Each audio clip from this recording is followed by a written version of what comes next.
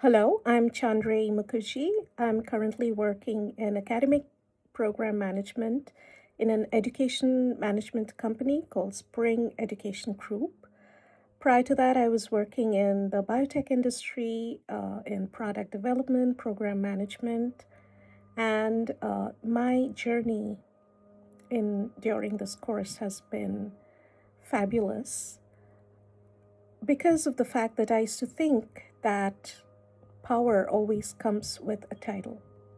But by doing the Power Project and listening to the podcast by our professor and reading his books, I've realized that the power actually comes from making your strategic values visible.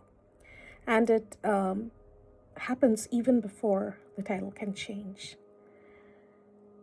So I have operated strategically for years. So it is not about becoming a strategic leader because I've been in that space in biotech, working and driving innovation and working in system driven environments. This journey was actually about ensuring that the same level of influence is recognized, institutionalized, and is leveraged within an academic leadership environment. So, my professional background spans biotech, system thinking, and structured problem solving. And I've worked in environments where scale, process rigor, and long term impact matters. And in those roles, I have built systems, I've translated complexity into actions, and operated with enterprise level awareness. And when I transitioned into the academic program management within the K to 12 network, I brought some strategic orientation. However, I realized something very important that I was operating strategically, yet I was not always being perceived as a person making strategic decisions or making an impact strategically. And I was seen as competent, I'm seen as reliable,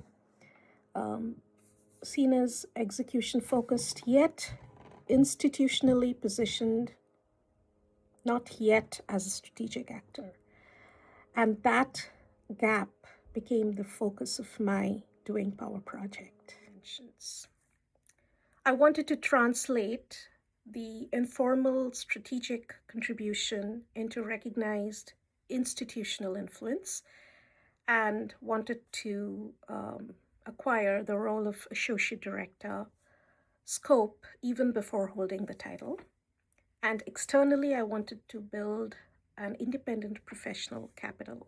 I want to work more on building stronger relationships, intellectual framework, and visibility that would support my long term goal of launching an education and arts collaborative nonprofit.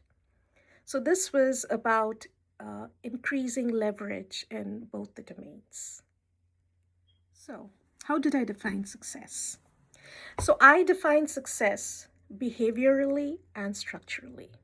For internal influence, I started to request that I lead more non cross functional initiatives.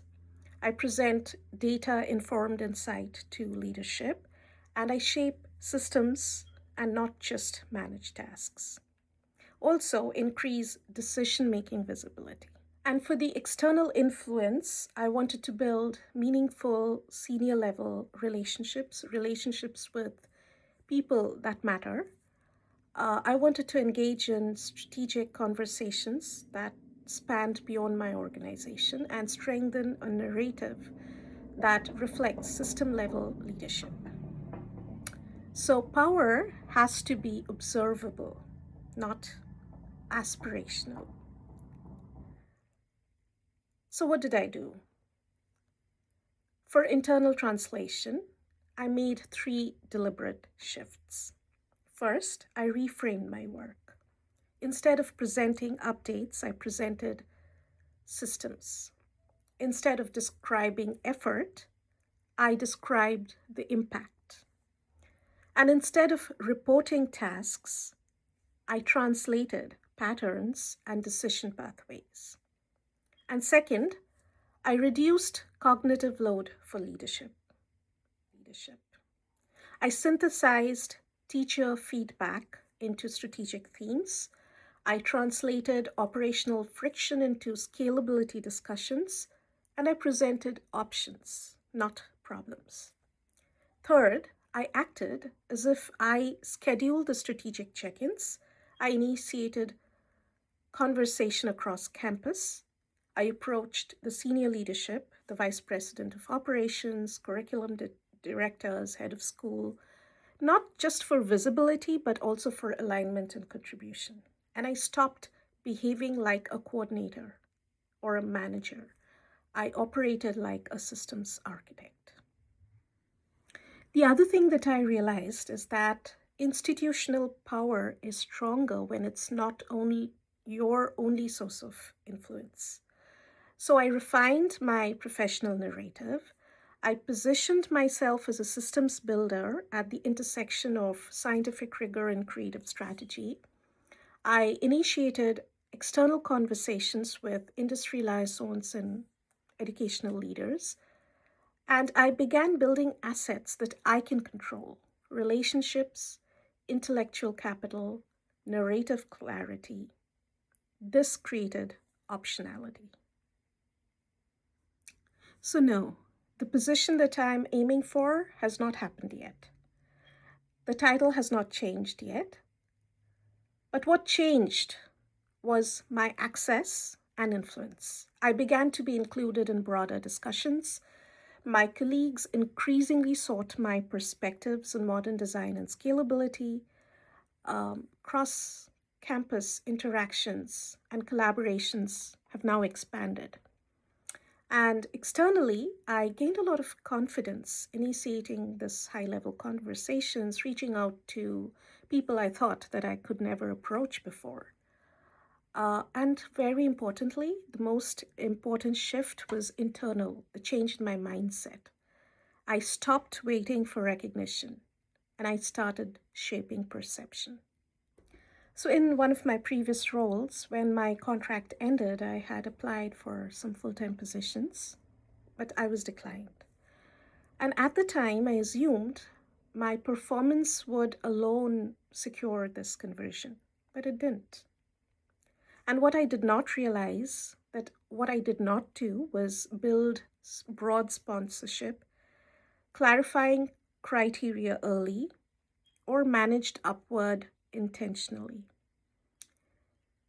That experience taught me something very fundamental. I was sitting in meetings with vice presidents and senior vice presidents, and I thought that would do the job, but obviously it didn't.